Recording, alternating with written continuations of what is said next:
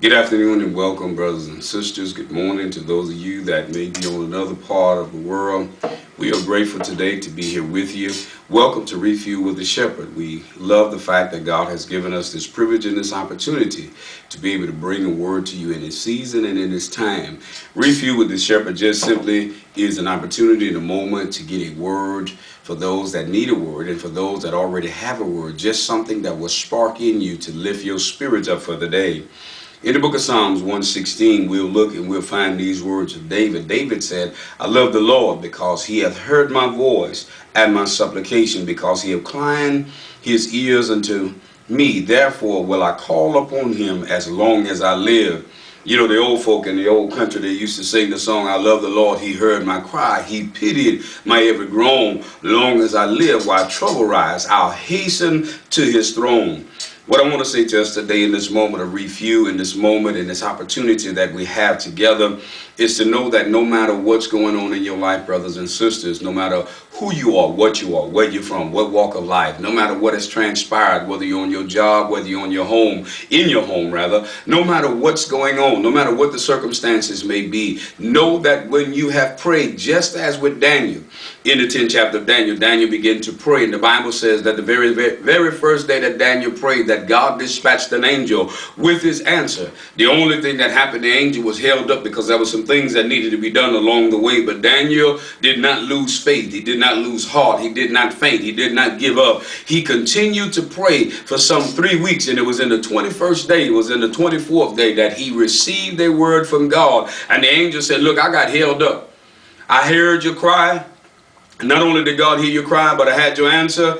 But there were some things that happened on the way to King of Persia. I got held up. So sometimes, brothers and sisters, it's not that God didn't hear you. It's because some things take place. And God wanted to see if your patience is persistent or you persistent in your prayer. And then you got to remember this also.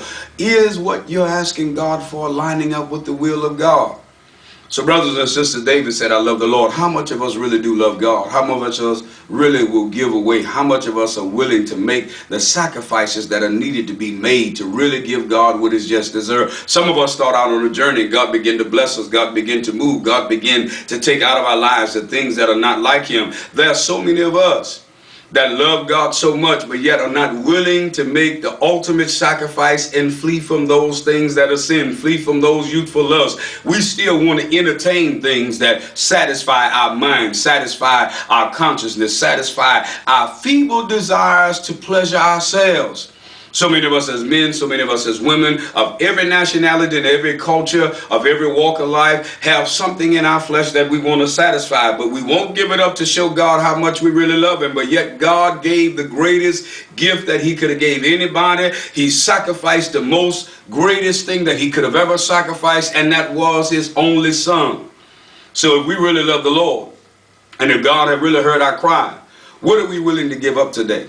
What is the refuel message for today? What are you willing to sacrifice to really see the love of God in your life? What have you sacrificed to prove your love to God? And it's not saying that you have to be poor. God don't want us to be poor. He said He became poor that we might become rich. First of all, the richness comes from the mercy. It comes from our willingness to accept the fact that on the inside, riches start. Rich in our soul, rich in our spirit, rich in our intellect, rich in our emotions, rich in our consciousness. And then God will allow the riches to begin to show up and manifest in the natural, in our finances, in our health, the health of our children. Things in our home will not begin to go bad.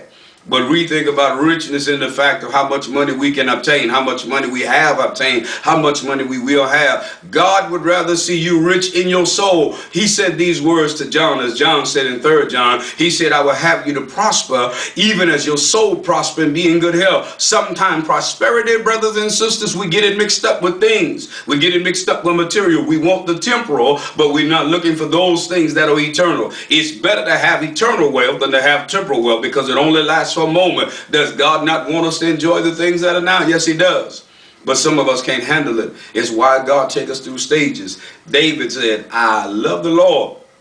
because he have heard my voice and my supplication. Not just because when I cried in the midst of me looking and facing death, David was at a point, he was looking at death, facing death, sick unto death, thought death was coming. He faced death situations all the time, even when Saul wanted to take his life, yet David sought the Lord. There were problems that David had in his life. David had death in his family. His son sought to take his life as well. Absalom wanted to take the throne and wanted to take the life of his father because he wanted to upshield authority, because his father was now feeble and old. And brothers and sisters, look at it this way.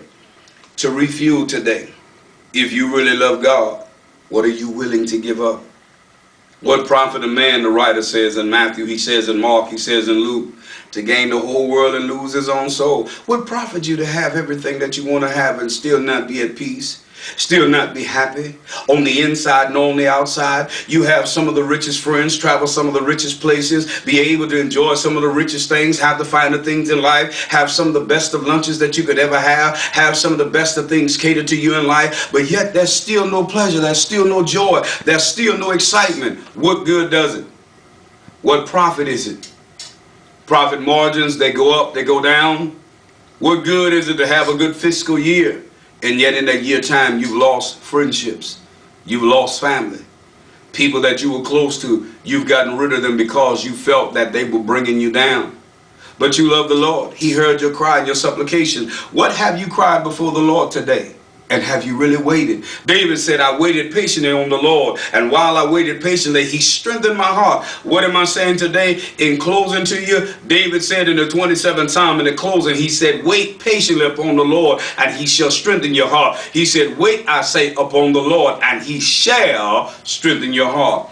Whatever you prayed for the day, whatever you're praying for now, whatever your circumstances is, whether it's relationship-wise with your husband, your wife, with your children, with your friends, with your family, on your job, whether it's in your community, whether it's because of the crime that is going on around you. Brothers and sisters, if you wait on God, if you trust him and never doubt, God will surely bring you out. If it's sickness that's in your body, I'm here to tell you today, from heart attacks to strokes, God is able to supply your every need. God is able to heal you of any manner of sickness or disease. Whichever way God chooses to do it, be happy. Whichever way God chooses to bring you out, be happy. Whichever way God chooses to lift you up, be happy. Be satisfied in what you ask God for. Be careful when you ask God for certain things, because he may not bring it the way you want, but he will answer your prayer. You have to recognize that what God does is the answer to your prayer. The fervent prayer of the righteous availeth much.